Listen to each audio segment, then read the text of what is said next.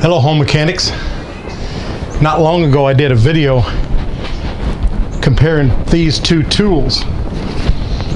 The Black & Decker lithium 3.6 volt and this one here, which is the Hyper Tough made in China. And if you recall, I did a drilling some screws in a 2x4 test and the Black & Decker came out ahead that much. And other than that, they're almost exactly the same tool.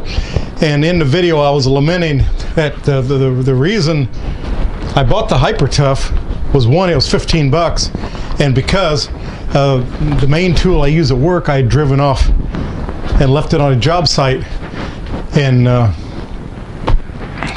went back and nobody'd seen it. Well, I got tired of using the Hyper Tough. I used it at work, and it just doesn't quite have the torque, but everything else seemed to be okay. So I finally searched around and I found a factory remanufactured tool. And this is it here.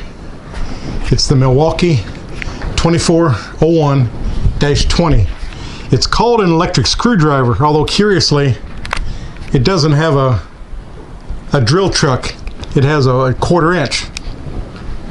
Anyway, what I wanted to do today is I wanted to do just a real quick screw driving test with these three tools, and to show you how superior this Milwaukee is.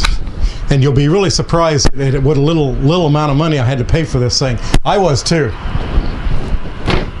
So let's get the 2x4 out, let's get the screws out, and let's get to driving some fasteners.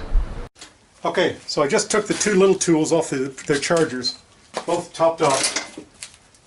The big one, now, I've been using this all day, all week at work, and I bet the battery's half gone. I bet it'll still beat it.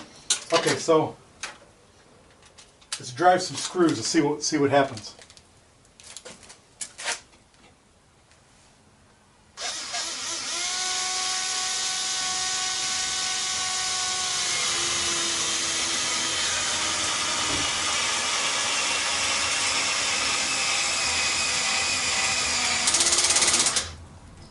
All right, clutch kicked in.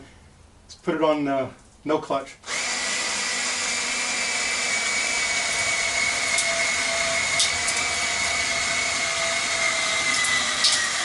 And there we go. So we bottomed that screw all the way out. That's a 3.5 inch screw. So now that was our Black & Decker. Now let's go to our Hyper Tough.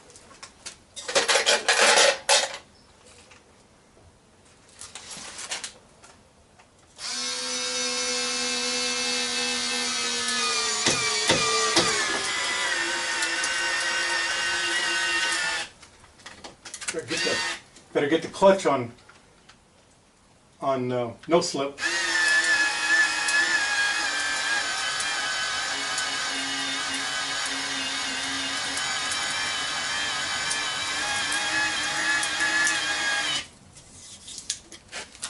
They bottomed it out.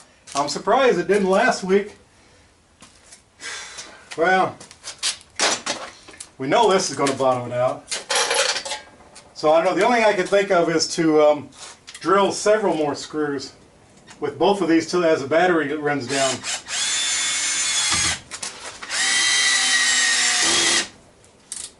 Yeah, had this on clutch too. Okay, so what you did notice is how much faster this thing drives it. And it does, it drives it damn fast.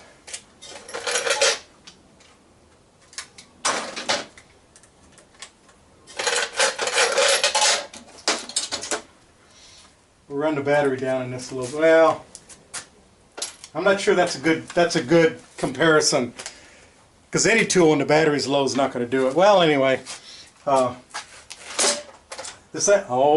wait a minute. I do know what we can do. Bigger screw. So what I found, oh, here it is a 1/4 by 4 inch. This is actually a lag bolt. Now this, it's probably not going to start itself. So we're going to use a nail right here to give it a little, just to give it a little hole to start with. All right, so just go in here. Okay. Just give it a little bit of start.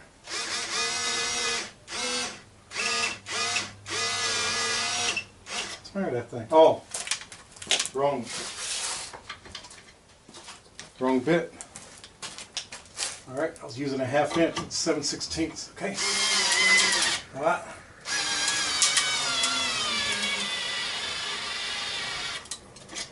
Okay, that's it. As far as it'll go.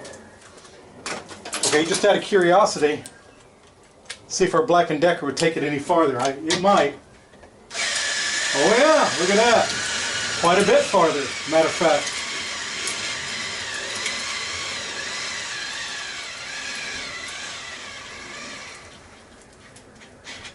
Now, I noticed something about the Black & Decker.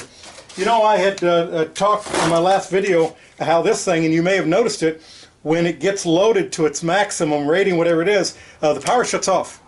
So this thing just quits. But I noticed that the Black & Decker did not. Now, what that can cause is if you keep feeding the battery power to the motor when the battery's low like that, you eventually, by and by, you'll burn this motor out. But apparently, Black & Decker don't care. All right. Now let's go to the big tool.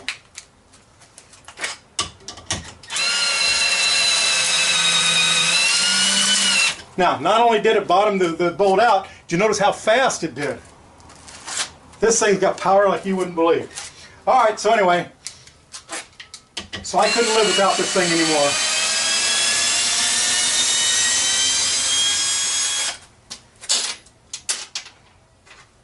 So I was able to find this tool.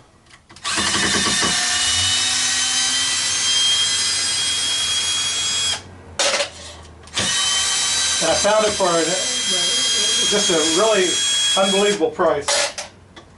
Well, maybe not unbelievable, but it was a damn good price. All right, that's it for today. I'm going to make another video about that tool and give you all the information about it. All right, see you next time, home mechanics.